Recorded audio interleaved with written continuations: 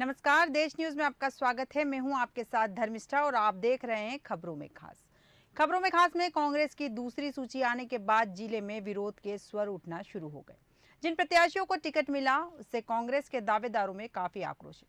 सिवनी मालवा में पूर्व विधायक ओम प्रकाश रघुवंशी का टिकट कटने के बाद कार्यकर्ताओं ने जमकर नारेबाजी की। शुक्रवार रात करीब 1:30 बजे सिवनी मालवा के पूर्व विधायक ओम प्रकाश रघुवंशी के निवास पर बड़ी संख्या में कांग्रेस कार्यकर्ताओं ने पहुंचकर उनके समर्थन में जमकर नारेबाजी की। कार्यकर्ताओं ने आरोप लगाया कि कांग्रेस के शीर्ष नेतृत्व ने गलत फैसला लिया है। हम इसका विरोध करते हैं। यदि टिकट नहीं बदली गई तो इसका परिणाम कांग्रेस पार्टी को विधानसभा चुनाव में भुगतना पड़ेगा। पूर्व विधायक के निवास पर कांग्रेस जिला उपाध्यक्ष सुशील खत्री ने कहा कि जिसने कांग्रेस को सिवनी मालवा विधानसभा में जीवित रखा उसके टिकट काटा जाना बहुत ही गलत निर्णय है। इससे कांग्रेस कार्यकर्ता आहत हैं। मैं अपने जिला उपाध्यक्ष पद से इस्तीफा देता हूं। सुहागपुर में भी कांग्रेस ने जिला अध्यक्ष पुष्पराज पटेल और पिपरिया में छिंदवाड़ा से आए गुरुचरण खरे को अपना प्रत्याशी बनाया, जिससे कांग्रेस कार्यकर्ता में भारी आक्रोश है।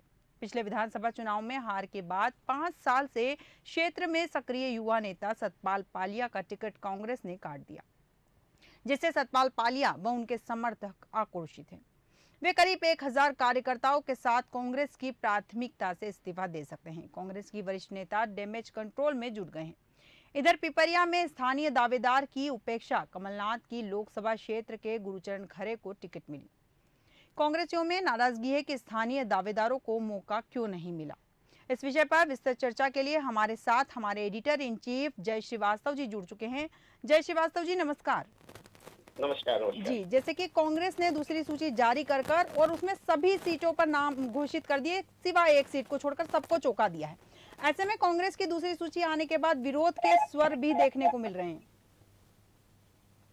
देखिए, जिस सीट के आपने बात की है वो निशा बागरे के लिए उसको सुरक्षित रखा गया है। निशा बागरे डिप्टी कलेक्टर से उन्होंने त्याग पत्र दिया है और त्याग पत्र देके वो आमला से चुनाव लड़ना चाहती है और इसी कारण से जो कि क्लियरेंस अभी नहीं मिला है जी। सरकार उनको उनके जो इस्तीफा है उसे मंजूरी नहीं दी है। यही कारण है कि 229 सीटों पर टिकट डिक्लेयर हो गया है। एक सीट पर जो है अभी टिकट डिक्लेयर नहीं हुआ है और वो है निशा बागरे, जो डिप्टी कलेक्टर पद से इस्तीफा देकर चुनाव लड़ना चाहती है। जी, इसके अलावा पिपरिया में स्थानीय दावेदार की उपेक्षा से भी लोग खासे नाराज नजर आ रहे हैं। देखिए, ये नाराजगी इसलिए भी है क्योंकि जो वहां पर अर्जुन है, उनके सुपुत्र है जी।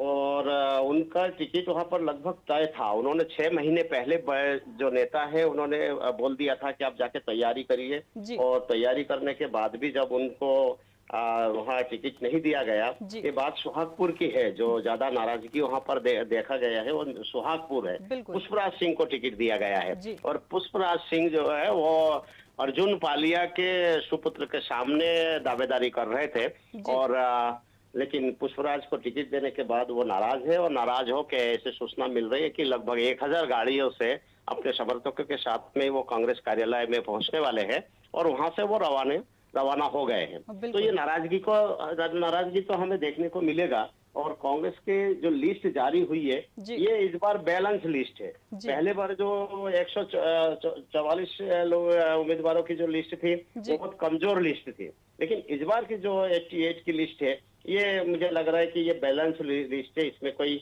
बहुत ज्यादा दिक्कत नहीं है। बिल्कुल श्रीवास्तव, जैसा कि आपने कहा कि बहुत ज्यादा दिक्कत नहीं है। बैलेंस इस बार जो लिस्ट निकाली है कांग्रेस ने निकाली है, साथ में नेताओं के टिकट भी बदले हैं। देखिए, 3 टिकट वहां पर बदले गए हैं। जो 144 लोगों की जो लिस्ट थी उसमें से दतिया के जो नाम था उसमें अवधेश नायक का अभी टिकट काट दिया गया है, जिसको 144 में शामिल किया गया था।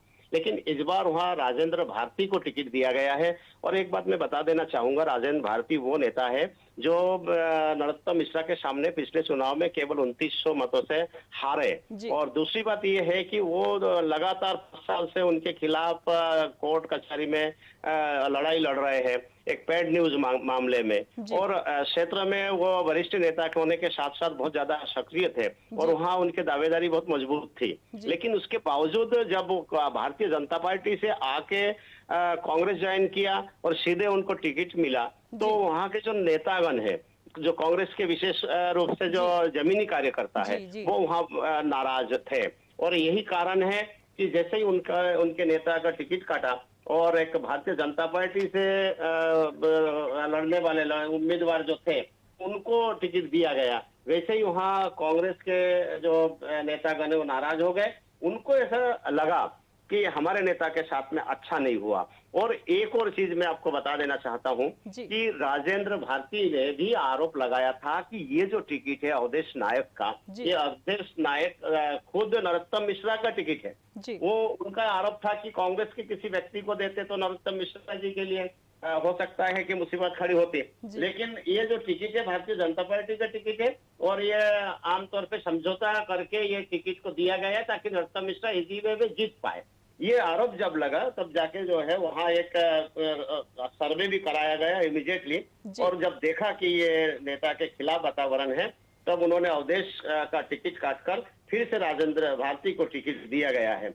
जहां तक पिछोर सीट का मामला है, आपने एक बात सुनी होगी कि कपड़े फाड़ने वाली जो बात है, बिल्कुल, जिस बात के कारण से जो पूरा इनका जो वचन पत्र है वो पूरी तरह से जो है वो दब गया। वो खबर कहीं पर भी नहीं लगी है, मतलब लगी है तो भी मतलब एक सूचनात्मक खबर देके तीसरी कर दिया गया। उस पर ये जो कपड़े फाड़ने वाली जो बात है वो ज्यादा भारी पड़ा है। तो इस कारण से जो है वो सीट भी बदला तो गया है, लेकिन वीरेंद्र रघुवंशी के साथ में उचित नहीं हुआ। पूरा रघुवंशी समाज उससे नाराज है और पिछोर से केपीएस को हटा के सीधे ले जाके शिवपुरी में उतार दिया गया है।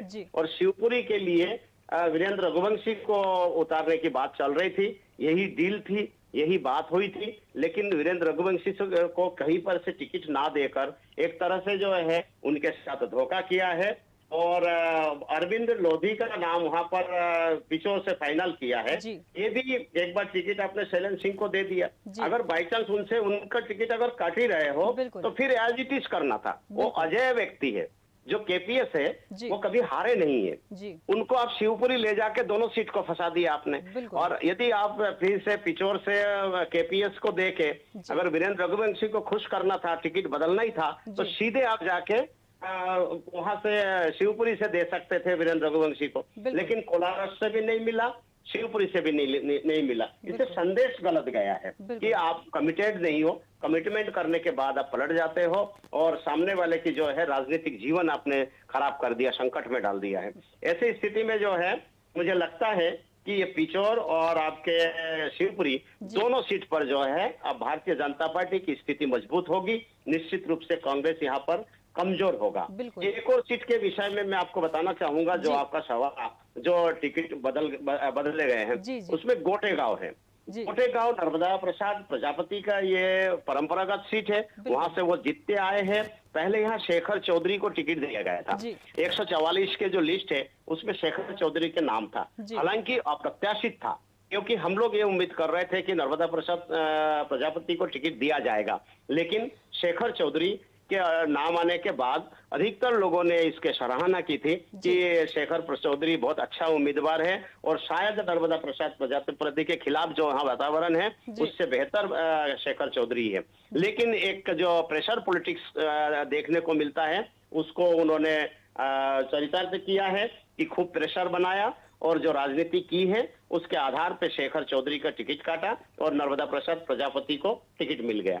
मैं यहाँ ये भी उल्लेख करना चाहूंगा कि नर्मदा प्रसाद प्रजापति के खिलाफ कोर्ट में केस चल रहा है जाति संबंधित। ये प्रजापति समाज से है, इनके जो जाति वो फर्जी है, लेकिन वो कोर्ट में अभी पेंडिंग है। तो इसको देखते हुए भी जो है वहां पर इनको टिकट पार्टी देना नहीं चाहते थे और कमलनाथ भी नाराज थे। लेकिन मेरे ख्याल से जो है सुरेश पचौरी और दिग्विजय सिंह दोनों ने साथ दिया और नर्मदा प्रसाद प्रजापति को टिकट इस लिस्ट में शामिल कराया।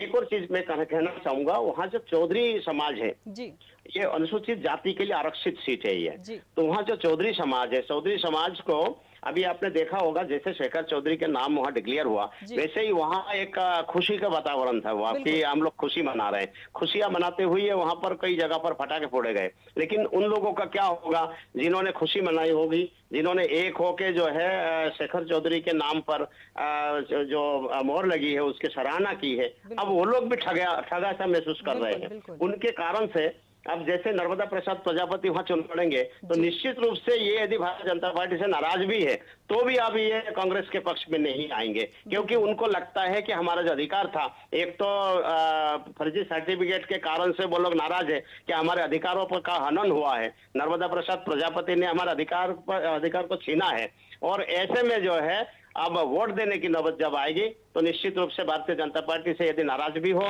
तो ये लोग भारतीय जनता पार्टी के साथ जाएंगे और इस कारण से नर्मदा प्रसाद प्रजापति की ये सीट अटकेगी। ये 3 सीट को जो है बदला गया है और अभी मुझे संभावना नहीं लग रही कि किसी भी सीट पर अभी जो विचार होगा और कोई सीट को सीट पर पुनर्विचार होगा। जी बिल्कुल बिल्कुल श्रीवास्तव जी, यहाँ एक चीज और देखने को मिली, आपने देखा होगा दूसरी सूची आने के बाद अखिलेश यादव भी काफी नाराज नजर आ रहे हैं, क्योंकि उन्हें उम्मीद थी कि उन्हें 6 सीटों पर मौका मिलेगा।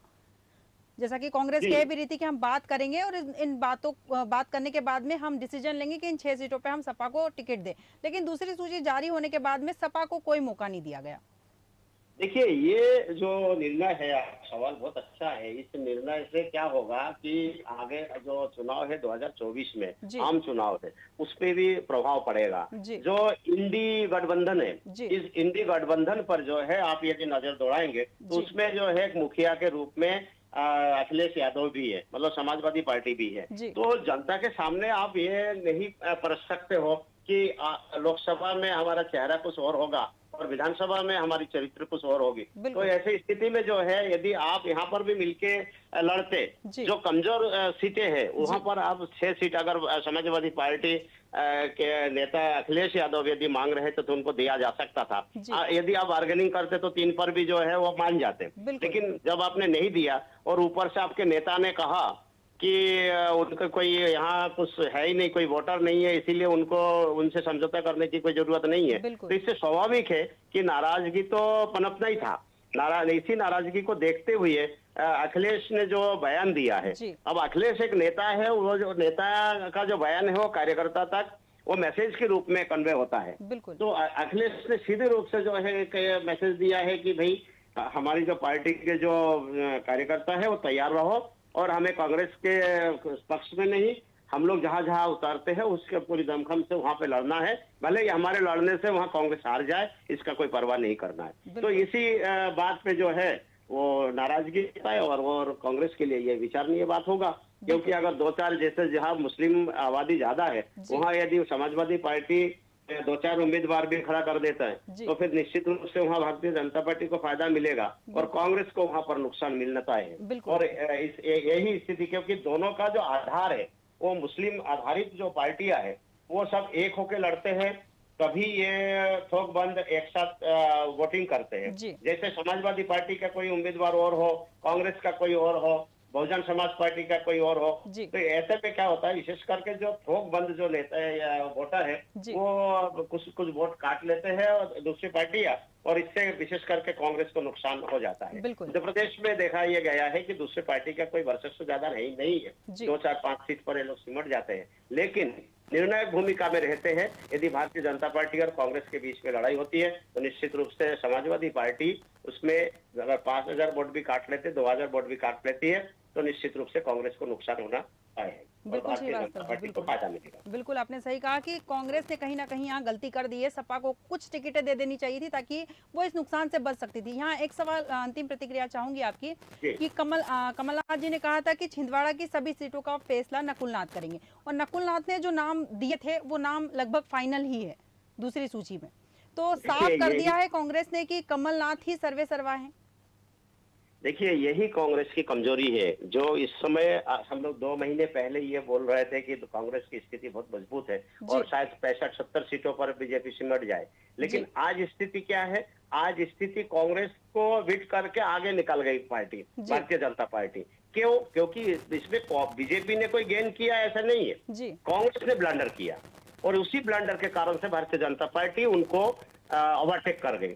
तो ये सारे सारे चीजें जो है वो इनको देखना पड़ेगा, क्योंकि आप एक तरफ बोलते हो कि हम 4 महीने पहले सूची जारी कर देंगे, आप अंतिम समय तक सूची जारी नहीं कर पाते हो। दूसरी तरफ बोलते बोलते हमारा जो उम्मीदवार होगा वो सर्वे के आधार पर होगा। और आप देख रहे हो मैदान में क्या है कि आपके पुत्र जो है एक मंच से घोषित कर देता है कि ये उम्मीदवार होंगे। तो इससे पूरी तरह से जनता में ये मैसेज जाता है कि कोई सर्वे नहीं है, कोई नेता नहीं है, ये पट्टावाद और ओटलावाद जो है ये चल रहा है कि जो जिसके पट्टा है उसके लिए नेता अड़ जाता है, उसको टिकट दिलाने में कामयाब हो जाते हैं वो। तो ये सब चीजें कांग्रेस की परंपरा है।